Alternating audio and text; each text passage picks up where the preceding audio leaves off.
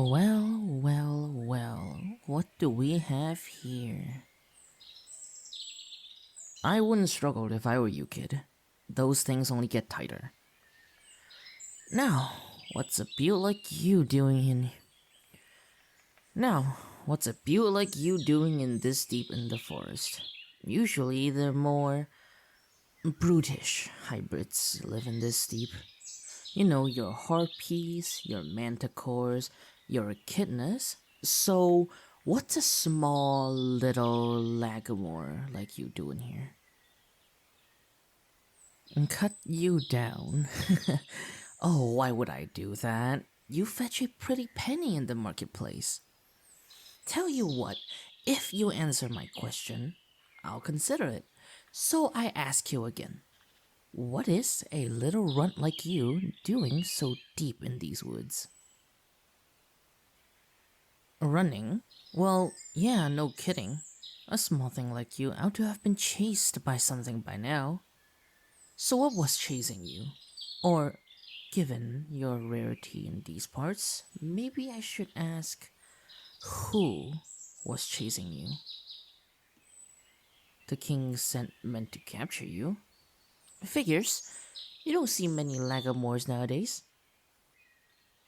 Most of you were hunted down? Went from a village to a small group now, huh? Yeah, that checks out. Yeah, that checks out. What do I mean? Never mind that.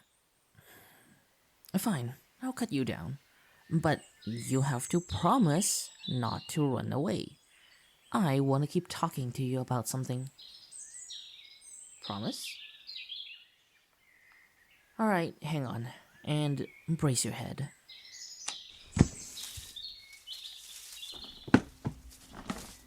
Oi, you promised. Hey, is something up with your leg? Can I take a look? Hey, it's okay, I promise. I just want to look. I know I threatened to sell you. I'm sorry. I really need to check if it's broken. Fine. Here, take this. What? No. Hold on to this. If you feel like I'm crossing the line, you can nick me. Deal? Alright, kid. I'm going to lift up your pant leg now. It's all purple. Does it sting? It's numb. That's not good. Would you perhaps let me treat it? No, it wouldn't be here. It'd be in my cottage. Yeah, no, that's fair. But I don't have the supplies I need to help you with me right now. It'd take no less than an hour to go there and back. And it's getting dark. I truly do want to fix your leg. If I allow you to keep the dagger on you, will you let me carry you back to my cottage so I can fix your leg? Yes? Alright, here. Heavy? No, you're as light as a feather, kid. You're not a kid? Could have fooled me. How old are you then? Damn. Short little thing, aren't you? Alright, I'm sorry. Why are you so tiny then? Run off the group and not getting enough food, huh? That'll do it. Well, if you want me to stop calling you kid, you're gonna have to give me a name. You don't have one? Come on, everyone's got a name. Lagomores don't name their kids anymore? Because of the kidnappings, they don't want to get attached to one another. That's sad. Well, I gotta call you something, so... I pick... Oh god. I'm getting flashbacks to naming my first pet. It was a pet chicken I named Afritada. Doesn't sound so bad. Afritada is a dish my mom used to make. With chicken. It's fine. He was delicious. Are you sure you want me to name you? Alright, give me a while to think about it.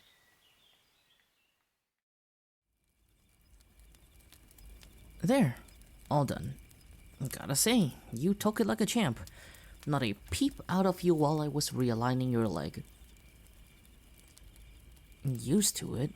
What do you mean? Oh. Wow. I thought you lived with another leg or more. How could this have happened to you? You don't live with them anymore? They kicked you out for being the runt? Oh. They thought you'd slow them down and get them caught. Oh, bud. Would you maybe like to stay here? I don't have much, but it's a roof over your head and a fireplace to keep you warm during the winter months. Yeah? This ain't for free though. Once you're healed, you're gonna have to pull your weight around this house. Like gathering food, tending the fixtures. But for now, I'll start you off easy. Just help me prepare the meals and tend to the fire. Got it? Great. How about we start you off right now? I'll set everything in front of you and you can cut it up while I get the water to boil. Here, chop the onions and quarter the tomatoes. Once you're done with that, pick off the stems of the stalk of this vegetable. Earlier, I said it made sense that your population was dwindled down by the king? Yeah, what of it? Why did I say that it made sense? Well, a while back, a long time ago, I was a young hunter for the king. I was renowned for my excellent tracking skills and sharpshooting abilities. Any type of hybrid the king told us to hunt, we'd hunt. Whether it be to add to his personal collection or simply to kill a nuanced species, I was sent out on countless missions, targeting many different species. And over the years, I have numbed myself to death. It was them or me, I'd say. Why? I'll get to that. One day, I had received an order from the king to survey a clearing just barely off the border of the kingdom. I went and it was a clan of lycanthrope. Werewolves, as you might know them. Usually on my missions, I'd only encounter one. Maybe 3 of any given species, but this was an entire community. As far as I could see, they were doing no harm. Children laughed and played, while mothers cooked and fathers cut firewood and tended their houses. It was beautiful. I couldn't help but inch closer to the clearing, exposing myself from the shadow I hid in. They spotted me and it's like they could tell. I'm a lycanthrope. In a world like this, I've learned to hide it from everyone, so I could have a fair shot at life. But in that clearing, even though they had no idea who I was, it was like they could clearly sense that I was one of them. A kind woman approached me, fear palpable, though not visible. She removed my hood to reveal my ears and she smiled. For the first time in my life, someone saw that I was a hybrid and smiled. She beaconed her kids out from the hiding and they dragged me into their home, welcomed me not just as a guest, but as a friend, as family even. I told the woman my struggles, and she offered me her home. I never went back to the king. She raised me as her own, taught me how to cook, how to clean, and how to forge. Dad taught me how to hunt and chop wood. It was peaceful there. So peaceful. The years ticked by and I was happy there. But I lost it all. Apparently the king had presumed I was killed on the mission. Having lost his best hunter, he spent all those years strengthening his fighters. They set out for the clearing in the dead of night and ambushed us. I woke up to the smell of smoke and the sound of screams as houses were burned to the ground, and others were slaughtered or captured.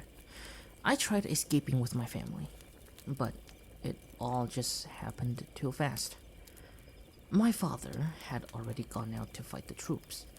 Mother and the kids were trapped in a room blocked by a fallen beam. I tried to get them out, but the smoke kept the building. I ran out to catch my breath and I saw a guard, an old friend of mine from when we served the king. He was leading the charge. He saw me and I didn't know what to do. So I ran. I ran away from the clearing. I abandoned everyone. It was selfish of me, I know, to leave everyone behind to just save myself. My entire life has been selfishness, and just when I think I've finally been freed, I do something selfish again. And it cost me everything. Changed? No, I fully accept that I'm still selfish. But now, I have nothing to lose. I think that's enough story time for now. The soup is done, so watch out. I'm gonna put it on the table. Dig in. It's sinagon with fish. It's another dish my mom used to make. I hope it's not too sour. It's good? That's good.